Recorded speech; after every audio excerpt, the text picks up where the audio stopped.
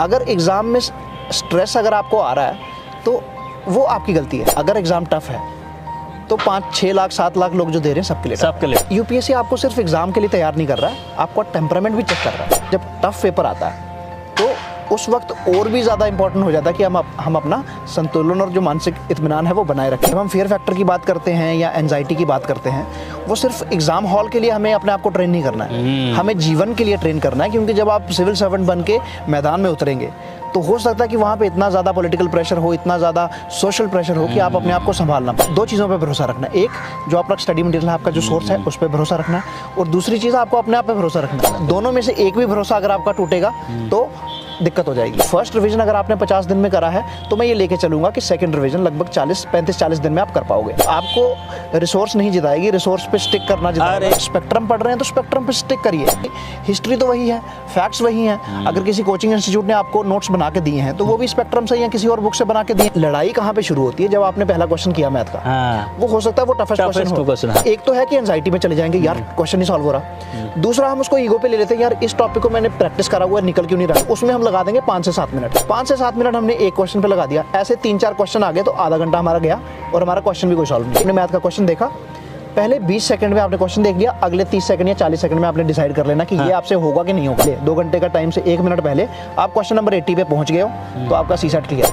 Mock test लगाने का सबसे पहला एम है कि वो जो 2 घंटे का पीरियड है, वो 2 घंटे बैठना आपके शरीर को, आपके दिमाग को टायरसम ना लगे, आप थकान ना महसूस हो। आपका बॉडी और आपका माइंड पूरा ट्यून्ड हो जाएगा कि 2 घंटे बैठना कोई ज़्यादा बड़ी बात नहीं है। 1000 मूव नहीं जिताएंगी जो आपने एक बार प्रैक्टिस करी। आपको वो एक मूव जो आपने 1000 बार प्रैक्टिस करी है, वही इंग्रेडिएंट है, वही मसाला जिसको आप बोलते हो, वही आपका रेसिपी है, सीक्रेट है सक्सेस का। दोस्तों, मेरे साथ हैं अभिनंदन जी, जिन्होंने 3 प्रीलिम्स दी है, 2 मेंस लिखा है और इस बार 2023 की जो इंटरव्यू होने वाली है यूपीएससी की, वो देने जा रहे हैं। दोस्तों, आप सभी की डिमांड थी कि प्रीलिम्स को लेके कुछ स्ट्रेटेजिक वीडियो बनाए जाए आप सभी के लिए, और अभिनंदन सर से बेहतर मुझे कोई नज़र नहीं आया इस मुद्दे पे बात करने के लिए, क्योंकि हमने इनकी डीप एनालिसिस देखी है। तो अगर आप सीरियस एस्पिरेंट हो प्रीलिम 2024 के लिए तो इस वीडियो को मिस मत कीजिएगा, बिकॉज इसमें वो चीज़ें आपको मिलने वाली हैं जो आपको आपकी राहें जो हैं प्रीलिम्स 2024 की, उसको बहुत ही आसान और सरल बना देगा। जी, सबसे पहले तनवीर जी, मुझे लगता है कि जो प्रीलिम्स की अगर हम 2024 की बात करें तो आप ये वीडियो बना रहे हैं बिल्कुल सही समय है। अच्छा। क्योंकि अभी वो वक्त आ गया है कि हम बाकी सब चीज़ें छोड़ के प्रीलिम्स की तरफ पूरा अपना ध्यान अग्रसर करें। करंट अफेयर्स, जैसा कि आप जानते हैं और एस्पिरेंट्स भी शायद जानते होंगे कि करंट अफेयर्स आज सबसे महत्वपूर्ण हिस्सा बन चुका है प्रीलिम्स एग्जामिनेशन का। 40 to 50% direct questions on an average आ रही हैं करंट अफेयर्स के प्रिलिमिनरी एग्जामिनेशन। अच्छा। वो आप एनालिसिस करने पे आपको आइडिया पता चलता है कि एक्चुअली 40-50% क्वेश्चंस आ रहे हैं। कुछ एनालिसिस तो ऐसे भी बोल रहे हैं कि जो स्टैटिक पोर्शन भी है वो भी समहाउ करंट से रिलेटेड है। अगर हिस्ट्री का भी कोई क्वेश्चन है तो हिस्ट्री का उसका कोई कॉरस्पॉन्डिंग न्यूज़ शायद वो करंट में चल रहा था, जिसके कारण वो प्रीलिम्स का हिस्सा बन पाया। तो अगर आपके पास समय पर्याप्त है तो कम से कम मिनिमम अगर हम लेके चले तो 1 साल का करंट अफेयर्स, जैसे पूरे साल का होना चाहिए। जी बिल्कुल। इस साल जैसे 26 मई को हमारा प्रीलिम्स का एग्जामिनेशन है 2024 का, तो एटलीस्ट हमारा कोशिश होना चाहिए कि मई 2023 से लेके अप्रैल मई 2024 तक का जो करंट अफेयर्स है वो हमारा अच्छे से पूरा डिटेल्ड कवर होना चाहिए। इसके बावजूद अगर आपके पास थोड़ा समय और पर्याप्त बचता है तो मैं उनको ये भी रिकमेंड करूंगा, थोड़ा सा अगर आप एक्स्ट्रा एफर्ट मार सकते हैं तो इवन अगर आप जनवरी तक जाना चाहें, जनवरी 2023 से लेके यानी कि 1.5 साल का करंट अफेयर्स अगर आप कवर करने की कोशिश करें, और कवर करने की कोशिश ये नहीं है कि सिर्फ उसको कवर करना है, अगर आप उसको पर्याप्त तरीके से रिवाइज कर पाएंगे तो आई थिंक वो ज़्यादा बेटर है। जब आप क्वेश्चंस को एनालाइज करोगे, प्रीलिम्स के क्वेश्चंस को, तो आप देखोगे कि दे आर नॉट सिर्फ 1 साल के करंट अफेयर्स से रिस्ट्रिक्ट नहीं, वो लॉन्ग टर्म नॉलेज भी आपकी चेक करते हैं। करंट अफेयर्स का कोई भी सोर्स उठा सकते हैं। अच्छा। ये मैं क्यों कहता हूँ कि आप भी बेहतर जानते हैं कि जो यूपीएससी का मार्केट है बड़ा ही कॉम्पिटिटिव मार्केट है। तो जिसने भी करंट अफेयर्स का सोर्स बनाना है, करंट अफेयर्स के नोट्स जो आपको प्रोवाइड करेगा, उसको अगर मार्केट में टिकना है तो वो मार्केट में तभी टिक पाएगा कि अगर वो अच्छी क्वालिटी का मटेरियल दे पाएगा आपको। ऐसा हो सकता है कि एक पर्टिकुलर अगर सोर्स से हम करंट अफेयर्स पढ़ेंगे तो एक आध टॉपिक ऐसा होगा जो दूसरे सोर्स में होगा, इसमें नहीं होगा। अच्छा। लेकिन मेरा ऐसे मानना है कि हम उस रेस में नहीं लग सकते कि हमें ये भी पढ़ना है वो भी पढ़ना है। सबसे जैसा हमारी लास्ट टॉक में भी हमने बात करी थी कि स्ट्रैटेजी को, जैसे आपने आज की टॉक की शुरुआत में आपने कहा कि कैसे आसान बनाया जाए, तो आसान बनाने का सबसे आसान तरीका है कि अपनी स्ट्रैटेजी को, अपने थॉट प्रोसेस को सिंपल रखा जाए। तो सोर्स की अगर हम बात करें तो आप कोई भी अच्छा सोर्स जो रेप्यूटेड इंस्टीट्यूट्स हैं उनमें से किसी का भी उठा लीजिए। मेरा ऐसा मानना है और मैं अपने एक्सपीरियंस से बता रहा हूँ आपको कि सोर्सेज ज़्यादा डिफरेंस नहीं क्रिएट करती हैं। क्योंकि अगर आप उनको कंपेयर भी करेंगे, कोई भी 2 सोर्सेज उठा के आप कंपेयर करिए तो उसमें 19-20 का अंतर है।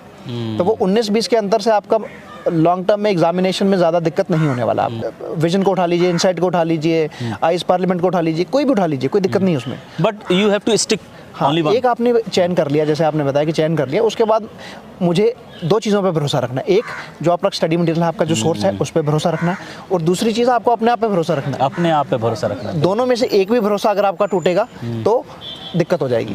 तो करंट अफेयर्स का आप एक सोर्स का चयन करिए और उसके बाद आपने अपनी जो कंसंट्रेशन है उसको लेफ्ट राइट नहीं जाने देना है कि क्या ये पर्याप्त है कि नहीं। क्योंकि आप जितना भी सोर्सेज पढ़ेंगे तो 19-20 के अंतर के चक्कर में आपका रिवीजन इफेक्ट हो जाएगा। मैंने इसके लिए स्पेशली एक टैबलेट खरीदा मैंने डिजिटल, तो उसमें क्या करा मैंने कि उसमें कॉपी पेस्ट करके मैंने जो हर महीने का करंट अफेयर्स है उसको कंसाइज करके 30-35 पेज का करंट अफेयर्स बना लिया। ठीक। तो कॉपी पेस्ट करने का ये फ़ायदा कि आपको हैंड रिटन नहीं लिखना पड़ता, तो उसमें उतना ही टाइम लगता है जितना आपने पढ़ने में लगाया है। पढ़ा है उस सेम टाइम पे आपका कॉपी हो जाता है। ठीक है। तो उसमें टाइम आपका बच जाता है। तो जैसे महीने का आपका कंपाइलेशन 30 या 35 पेज हम लगा लें, तो दैट वे जब आपका पूरे साल का कंपाइलेशन होगा वो 350-400 पेज से ज़्यादा होगा नहीं।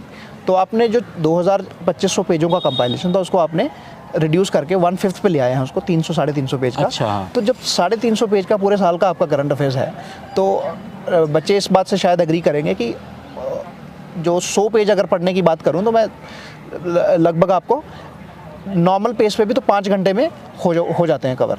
तो उसमें उस बात से अगर हम कंक्लूड करें कि एक महीने का 30-35 पेज का है तो एट मैक्स उसको 2 घंटे लगेंगे आपको एक महीने का कवर करने में। ठीक है। तो अगर आप दिन का सिर्फ 1 घंटा भी सिर्फ करंट अफेयर्स पे लगाते हैं तो 2 दिन में आपका 1 महीने का करंट अफेयर्स बाद में रिवाइज होना शुरू हो जाएगा। तो दैट वे आपका 30 दिन में 15 महीने का करंट अफेयर्स यानी कि 1.5 साल जो हम लेके चल रहे हैं लगभग 30 दिन में आपका रिवाइज हो जाएगा। तो पहली बार जब आपने 30 दिन में उसको रिवाइज कर लिया, सपोज मैं फरवरी या मार्च की बात करूं जब आपने उसको नोट्स बनाने के बाद रिवीजन शुरू करी, तो फरवरी या मिड मार्च में अगर आपका 30 दिन में रिवीजन हो रहा है पूरे करंट अफेयर्स का, तो सब्सिक्वेंटली आपके पास 2 महीने होंगे। तो अगला रिवीजन आप 20 दिन में करिए, फिर 15 दिन में करिए, फिर 10 दिन में करिए। तो उस तरीके से हमारा एम है कि लगभग 4 या 5 रिवीजन के साथ हम एग्जाम में जाएं। उससे कम रिवीजन में क्या है कि आपको थोड़ा कॉन्फिडेंस का भी कमी रहेगा और हो सकता है कि क्योंकि फैक्ट्स बहुत ज़्यादा है प्रिलिमिनरी में करंट अफेयर्स में, तो कहीं ना कहीं थोड़ा फैक्ट में आपको डाउट आ सकता है, दुविधा आ सकती है जब फाइनली आपको ऑप्शंस में चयन करना है। स्टैटिक का भी हमें मोटा मोटा वही रखना है कि आज से लेके आप 1 जनवरी से आप ले लीजिए, 1 जनवरी से लेके जब तक हमारा प्रिलिमिनरी का एग्जाम नहीं हो जाता तो लगभग हमें 4 से 5 रिवीजन स्टैटिक का भी करना है। अच्छा। तो अगर मैं ये मान के चल रहा हूँ कि अब तक जो बेसिक रीडिंग है सभी बच्चों ने स्टैटिक पोर्शन का कर लिया हुआ है, तो जब बेसिक रीडिंग आपने कर लिया है तो इसमें भी हमारा जो सीक्रेट है वो यही रहेगा कि हमें जो बेसिक बुक्स हैं उसी पर निर्भर रहना है। ऐसा नहीं कि हमें एक क्वेश्चन, हमने कोई मॉक टेस्ट सॉल्व करते हुए हमें कोई ऐसा क्वेश्चन मिला जो फॉर एग्जांपल अगर हम लक्ष्मीकांत की बात करें या फिर हिस्ट्री की स्पेक्ट्रम की बात करें, उसमें अगर वो क्वेश्चन नहीं मेंशन्ड है तो फिर हम घबरा के 2 सोर्सेज और खोल लें, तो वैसा हमें नहीं करना है। जो हमारा सोर्स है उस पे स्टिक करना, उस पे जैसा मैंने स्टार्टिंग में कहा 2 चीज़ों पे भरोसा बहुत ज़रूरी है। एक जो आपका मटेरियल है और दूसरा आपको अपने आप पे भरोसा, अपने आप पे भरोसा। बहुत तो बढ़िया। उस तरीके से हमारा प्रोसेस और हमारा स्ट्रेटजी ये रहना चाहिए कि 1 जनवरी से लगभग 45 या 45 या 50 दिन के अंदर अंदर हमारा फर्स्ट रिवीजन खत्म हो जाना चाहिए। तो 50 दिन में जब हमारा फर्स्ट रिवीजन पूरे स्टैटिक सिलेबस का खत्म हो जाएगा, उसके बाद हमारे पास अगर हम लेके चले लगभग 20 फरवरी में हम पहुंचे हैं, तो 20 फरवरी के बाद हमारे पास मार्च अप्रैल में लगभग 3 महीने और 6 दिन का टाइम अभी भी हमारे पास बाकी रहेगा। तो फर्स्ट रिवीजन अगर आपने 50 दिन में करा है तो मैं ये लेके चलूंगा कि सेकंड रिवीजन लगभग 35-40 दिन में आप कर पाओगे। बिल्कुल। क्योंकि ऑब्वियसली जब नेक्स्ट रिवीजन करते हैं तो टाइम कम लगता है। आपको रिसोर्स नहीं जिताएगी, रिसोर्स पे स्टिक करना जिताएगा। अरे वाह, ठीक है। रिसोर्स सही है। रिसोर्स आपको स्टिक करना है। आप अगर स्पेक्ट्रम पढ़ रहे हैं तो स्पेक्ट्रम पे स्टिक करिए। अगर आप किसी और बुक से, आपने किसी कोचिंग के नोट से आपने पढ़ रखा है, क्योंकि हिस्ट्री तो वही है, फैक्ट्स वही हैं। अगर किसी कोचिंग इंस्टीट्यूट ने आपको नोट्स बना के दिए हैं तो वो भी स्पेक्ट्रम से या किसी और बुक से बना के दिए हैं। 1000 मूव नहीं जिताएंगी हाँ। जो आपने एक बार प्रैक्टिस करी है। हाँ। आपको वो एक मूव जो आपने 1000 बार प्रैक्टिस करी है, वही इंग्रेडिएंट है, वही मसाला जिसको आप बोलते हो, वही आपका रेसिपी है, सीक्रेट है सक्सेस का। तो वो 1000 बार आपको रिवीजन, या 1000 बार तो चलो मेटाफर हो गया, तो 5 बार जो हम टारगेट लेके चल रहे हैं, तो 5 बार स्टैटिक का और 5 बार हमें इस चीज़ का, करंट अफेयर्स का रिवीजन हमें करना ही करना है। बिल्कुल। तो ये अगर हम टारगेट लेके चलेंगे तो आई थिंक थोड़ा सा बाय द टाइम हम प्रीलिम्स के पास पहुंचेंगे तो हम खुद ही कंफर्टेबल हो जाएंगे। जैसे आपने बताया किसी भी अच्छे इंस्टीट्यूट का आप करंट अफेयर देख लें, तो वो देखने के बाद क्या हमें इसके बावजूद द हिंदू वगैरह न्यूज़पेपर पढ़नी है क्या? देखिए सारी जो लड़ाई है वो समय की है, समय की है। ठीक है। अगर आपके पास समय है तो पढ़िए, अगर समय नहीं है तो आप ना भी पढ़ें तो इतनी ज़्यादा दिक्कत नहीं है। मतलब 2025 के जो बच्चे हैं वो तो पढ़े ही पढ़े, वो पढ़ें, बिल्कुल अभी 2024 के हैं उनको पढ़ने की जरूरत मैं नहीं है। आपको अपना पर्सनल बताता हूँ कि जो न्यूज़पेपर है, न्यूज़पेपर लॉन्ग टर्म की बात है। न्यूज़पेपर का एम बेसिकली है आपकी लैंग्वेज को इम्प्रूव करना, आपका जो थॉट प्रोसेस बनाना, आपका ओपिनियन बनाना, खासकर इंटरव्यू और मेंस के लिए। प्रीलिम्स पॉइंट ऑफ व्यू से अगर आप खुद एफर्ट मारेंगे, जब वो सब टॉपर्स यही बोलते हैं कि स्मार्ट वर्क करने की ज़रूरत है, तो वो आई थिंक स्मार्ट वर्क नहीं। अगर आप वक्त है तो पढ़िए, आप एडिटोरियल्स पढ़िए, कोई दिक्कत नहीं है, वक्त है तो। अगर वक्त कम है, एम है कि एग्ज़ाम को क्वालिफाई करना है, तो मार्केट में लोगों ने ऑलरेडी हार्ड वर्क करके आपको नोट्स बना के दिए हैं, तो वही चीज़ आप क्यों करेंगे? आप बेटर है कि उतने टाइम में आप पूरे मंथ का रिवाइज कर लें जितने दिन में आपने 2 दिन के नोट्स बनाने। सीसैट के बारे में बताने से पहले मैं आपको यही बताऊंगा, 2021 में सीसैट की वजह से मेरा प्रीलिम्स क्वालिफाई नहीं हुआ था। तो अच्छा। पिछली बार भी हमने यही बात करी थी। तो आई थिंक पॉइंट कुछ मार्क्स से मेरा सीसैट रह गया था। तो एक क्वेश्चन अगर मैंने गलत ना करा होता तो मेरा सीसैट शायद क्लियर हो गया होता। अच्छा, तो वहाँ से जो मैंने लेसन सीखे हैं तो वही मैं आपके एस्पिरेंट्स को बहुत बढ़िया, बहुत बढ़िया सर। सीसैट की अगर हम बात करें, 2023 का पेपर की बात करें अगर हम, तो पेपर अपने आप में टफ होता है और नहीं भी होता है। अच्छा, अगर हम सीसैट की रिक्वायरमेंट की बात करें तो सीसैट का मार्क्स एंड में काउंट नहीं होना है। हमें कितना चाहिए कि हमें बेयर मिनिमम 67 नंबर लेके आने हैं। आप थोड़ा ऑन सेफर जोन चले जाओ कि 70-80 नंबर लेके आने आप, ठीक है। तो 80 नंबर अगर हम कैलकुलेशन करें, एक जो क्वेश्चन है उसके लगभग आपके 2.5 मार्क्स होते हैं, ठीक है। तो अगर लगभग आपके 30 क्वेश्चन अगर आपके ठीक हो जाते हैं तो आपके लगभग 75 नंबर आराम से आ जाते हैं, ठीक है। तो अभी वो 75 नंबर अगर लाने हैं तो 80 क्वेश्चंस में से 30, यानी कि आप 50 क्वेश्चन अगर नहीं भी अटेम्प्ट करोगे और 30 के 30 सही करोगे तो आपका क्लियर हो जाएगा। तो लेकिन अभी दिक्कत कहाँ आ रही है बच्चों को, मैं आपको बताता हूँ कि दिक्कत सबसे पहले हम इसका जो है 2 भागों में हम बांट के करेंगे। पहली चीज़ है कि तैयारी कैसे करनी है, दूसरी चीज़ है जिस दिन एग्जाम है कि उस दिन क्या करना है। बिल्कुल, पहले तैयारी की बात करते हैं। तो तैयारी की बात है कि ज़्यादा प्रॉब्लम बच्चों को आ रहा है मैथमेटिक्स में। कॉम्प्रीहेंशन तो चलो 30 क्वेश्चन आते हैं लगभग, तो 30 में से 20-22 आराम से ठीक कर लेता है नॉर्मल बच्चा भी। उसके बाद आता है रीजनिंग की बात। तो रीजनिंग में भी कोई इतना ज़्यादा टफ नहीं आता, जो क्वेश्चन टफ होगा वो बिल्कुल टफ होगा, बाकी नॉर्मल हैं जो करे जा सकते हैं। ज़्यादा जो प्रॉब्लम बच्चों को आ रहा है वो आ रहा है मैथमेटिक्स में। तो मैथमेटिक्स में सबसे पहली चीज़ जो हमें एज अ तैयारी के टाइम पे करने की ज़रूरत है वो है, आप पिछले जो PYQs की आपने बात करी, तो PYQs में से वो 20 से 30 टॉपिक आइडेंटिफाई कर लीजिए जो UPSC बार बार पूछ रहा है, रिपीट कर रहा है। हाँ जी, उनका आप लिस्ट बना लीजिए। सपोज आपने 30 टॉपिक की लिस्ट बना ली, बहुत बढ़िया, हाँ। ठीक है। उसके बाद आपको कहीं कोचिंग जाने की जरूरत नहीं है, रोज का एक टॉपिक उठाना आपने। इनफैक्ट एक टॉपिक को आप 2 दिन कवर करिए। सुन रहे हैं ना सर की बात, ये बहुत अच्छी बात आपको बताई है सर ने। आप YouTube पे जाइए, उस टॉपिक का डालिए UPSC questions on this particular topic. YouTube पे जाइए, उस टॉपिक के रिलेटेड डिफरेंट जो क्वेश्चंस आ सकते हैं उसको सॉल्व करिए और उसके फॉर्मूला आप नोट करके रख लीजिए। आप सिर्फ 1 घंटा या आधा घंटा भी प्रैक्टिस करेंगे तो 2 दिन में अगर मैं लेके चलूँ तो 2 घंटा आपका सीसैट का एक टॉपिक का प्रैक्टिस हो गया। बहुत बढ़िया। तो अगर हम 1 जनवरी से शुरू करें तो फरवरी खत्म होते होते, हमने 30 टॉपिक लेके चले थे हम, तो फरवरी खत्म हुआ हमारा मैथमेटिक्स के सारे टॉपिक जो मोस्ट प्रोबेबल टॉपिक्स हैं जो आ रहे हैं वो कवर हो जाएंगे। यानी कि 29 फरवरी तक हमारे, या 28 फरवरी तक हमारा सारा सीसैट का सिलेबस जो हमें तैयारी करनी है वो कवर हो जाएगी। उसके बाद it is all about practice, आप कितनी प्रैक्टिस करते हैं, प्रैक्टिस, ठीक है। ये हो गया तैयारी की बात। बहुत बढ़िया। दूसरी चीज़ जो सबसे दिक्कत की बात, जो जिस दिन एग्जाम आता है उसमें क्या होता है कि जैसा मैंने कहा कि लगभग 30 से 35 क्वेश्चन मैथमेटिक्स के हैं, 30 क्वेश्चन आपके इंग्लिश के हैं कॉम्प्रीहेंशन के, और 15-20 क्वेश्चन आपके लगभग आ जाते हैं रीजनिंग के। इंग्लिश में कोई ज़्यादा दिक्कत बच्चों को नहीं है, रीजनिंग में भी नहीं है, मैथमेटिक्स में दिक्कत है। मैथ के अगर 35 क्वेश्चन हैं तो UPSC इतना बेवकूफ़ नहीं है, वो सभी बच्चों के लिए उस तरीके का क्वेश्चन पेपर बनाता है कि 35 में से 7-8 बहुत डिफिकल्ट होंगे, 7-8 बिल्कुल नॉर्मल होंगे, या 10-12 नॉर्मल होंगे और 10-12 ईजी होंगे। तो अभी लड़ाई कहाँ पे शुरू होती है, जब आपने पहला क्वेश्चन किया मैथ का, हाँ, वो हो सकता है वो टफेस्ट क्वेश्चन क्वेश्चन, हाँ, हम उस बहुत पे बढ़िया। एक तो है कि एंजाइटी में चले जाएंगे, यार क्वेश्चन नहीं सॉल्व हो रहा। दूसरा हम उसको ईगो पे ले लेते हैं, यार इस टॉपिक को मैंने प्रैक्टिस करा हुआ है, निकल क्यों नहीं रहा। अरे वाह, ठीक है, वाह वाह। तो तीसरी चीज़ ये है कि उसमें हम लगा देंगे 5 से 7 मिनट। 5 से 7 मिनट हमने एक क्वेश्चन पे लगा दिया, ऐसे 3-4 क्वेश्चन आ गए तो आधा घंटा हमारा गया और हमारा क्वेश्चन भी कोई सॉल्व नहीं हुआ। ठीक है, लड़ाई और सोल्यूशन, लड़ाई थी ये, और सोल्यूशन क्या है इसका। हाँ। आपने मैथ का क्वेश्चन देखा, पहले 20 सेकंड में आपने क्वेश्चन देख लिया, अगले 30 सेकंड या 40 सेकंड में आपने डिसाइड कर लेना कि ये आपसे होगा कि नहीं होगा। बहुत बढ़िया। अगर हो रहा है तो 1 मिनट ले लीजिए, अगर नहीं हो रहा है तो 30 सेकंड में ही आपने डिसाइड कर लेना कि नेक्स्ट कर लेना है। ठीक है। 2021 में मैंने क्या गलती करी इसी चक्कर में, कई क्वेश्चन लास्ट वाले थे जो बिल्कुल ईजी थे, जो शायद पेन भी चलाने की मेरे को जरूरत ना पड़ती, तो वो सिर्फ देख के ही मैं मैथ के क्वेश्चन सॉल्व कर सकता था, बट वहाँ तक मैं पहुँचा ही नहीं। क्यों नहीं पहुँचा? क्योंकि मैंने उन क्वेश्चंस के साथ लड़ाई करी जो थोड़े कंपैरेटिवली, ऐसा नहीं था कि मुझे आते नहीं थे, थोड़े कंपैरेटिवली टफ थे, तो उसके चक्कर में टाइम चला जाता है। 80 क्वेश्चन में मैं जो मतलब नॉर्मल कैंडिडेट है वो 50-60 क्वेश्चन तक ही पहुंच पाता है, 20 क्वेश्चन रह जाते हैं लास्ट के। तो लड़ाई अगर आपको सीसैट की जीतनी है, क्वेश्चन अगर आपका पहले 40 सेकंड में सॉल्व हो गया, ठीक है, अदरवाइज क्वेश्चन को छोड़ के आगे बढ़िए।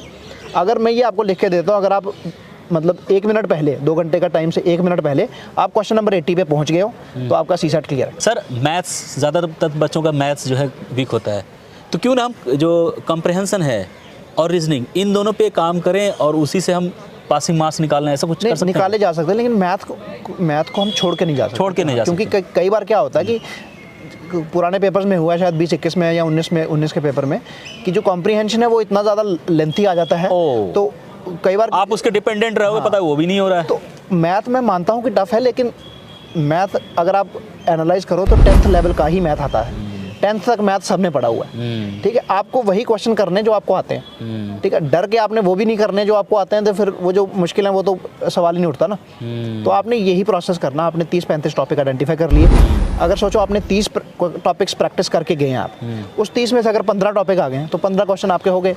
15 से अगर आपने मैथ के कर दिए, 20 अगर आपके कॉम्प्रीहेंशन के हो गए और 10 आपके वो हो गए, तो आराम से आपका क्लियर है। मॉक टेस्ट लगाने का सबसे पहला एम है कि वो जो 2 घंटे का पीरियड है, वो 2 घंटे बैठना आपके शरीर को, आपके दिमाग को टायरसम ना लगे, आप थकान ना महसूस हो।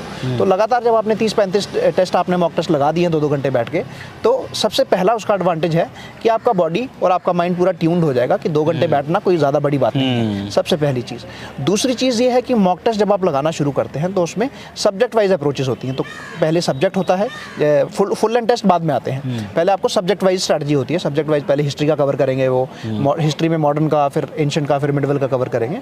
तो उस तरीके से वो कवर करते हैं। तो जब आपने 15 से 20 मॉक टेस्ट आपने लगाने में कामयाब हो जाते हैं, तो मॉक टेस्ट लगाना नहीं है, सिर्फ मॉक टेस्ट को एनालाइज करना है।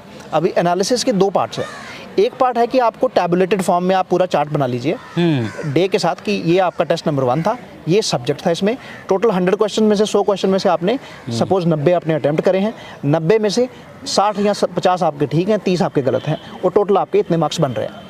तो वो जब आप प्रोसेस 15-20 टेस्ट, 25 टेस्ट के लिए लगाएंगे, तो जब आप उसको देखेंगे तो वो देख के ही आपको आइडिया हो जाएगा कि ये पर्टिकुलर सब्जेक्ट है जो मेरा वीक है, ये सब्जेक्ट में मैं जनरली ठीक कर रहा हूँ। हिस्ट्री, मॉडर्न हिस्ट्री में मैं थोड़ा ठीक कर रहा हूँ, पॉलिटी में मैं ठीक कर रहा हूँ, मे भी जब इकोनॉमिक्स आता है तो थोड़ा सा मैं शेकी हो रहा हूँ, नंबर कम आ रहे हैं। तो वो 15-20 दिन टेस्ट लगाने के बाद हमें ये जानकारी हो जाए कि हमें किस चीज़ पर ज़्यादा फोकस करना है। अगर पॉलिटी में मैं 10 में से 8 क्वेश्चन या 20 में से 18 क्वेश्चन ठीक कर रहा हूँ, तो मे भी मैं अपना थोड़ा पॉलिटी पे एफर्ट कम लगाऊंगा, अगर और हिस्ट्री पे अगर कम आ रहा है तो हिस्ट्री पे ज़्यादा लगाऊंगा। तो ये एनालिसिस पार्ट है, पहली चीज़।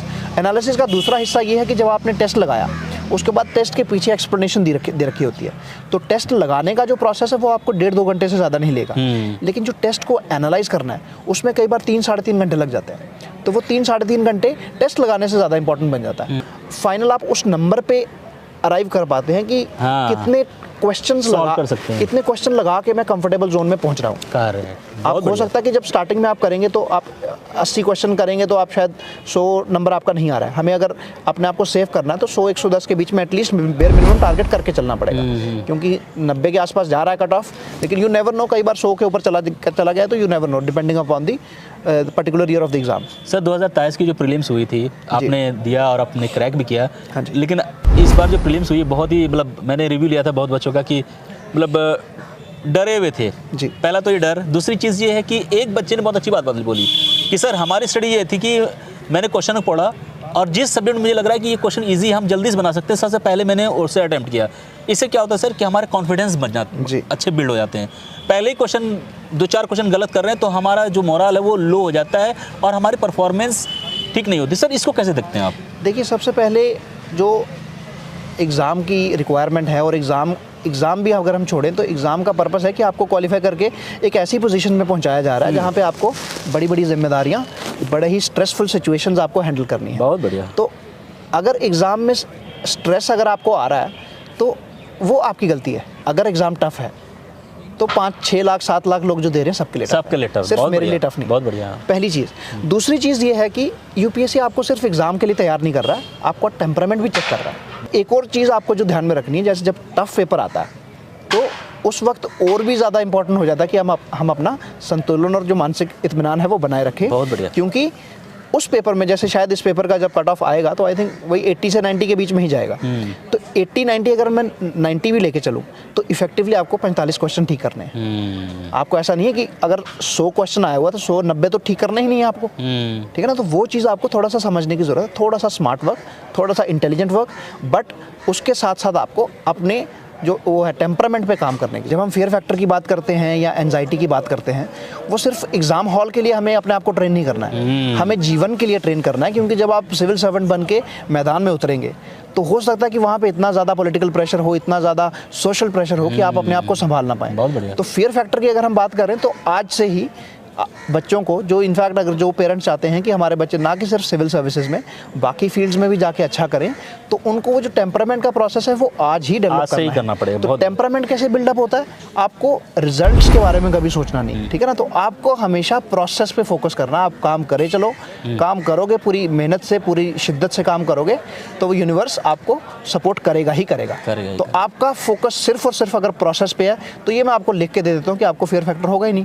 क्योंकि आपको पता है कि जो प्रोसेस एग्जाम तक आने के लिए प्रोसेस था कि मुझे 5 बार करंट का रिवीजन करना था, 5 बार स्टैटिक का करना था, मुझे लगभग 40 का या 50 का मैंने मॉक टेस्ट का टारगेट बना रखा था।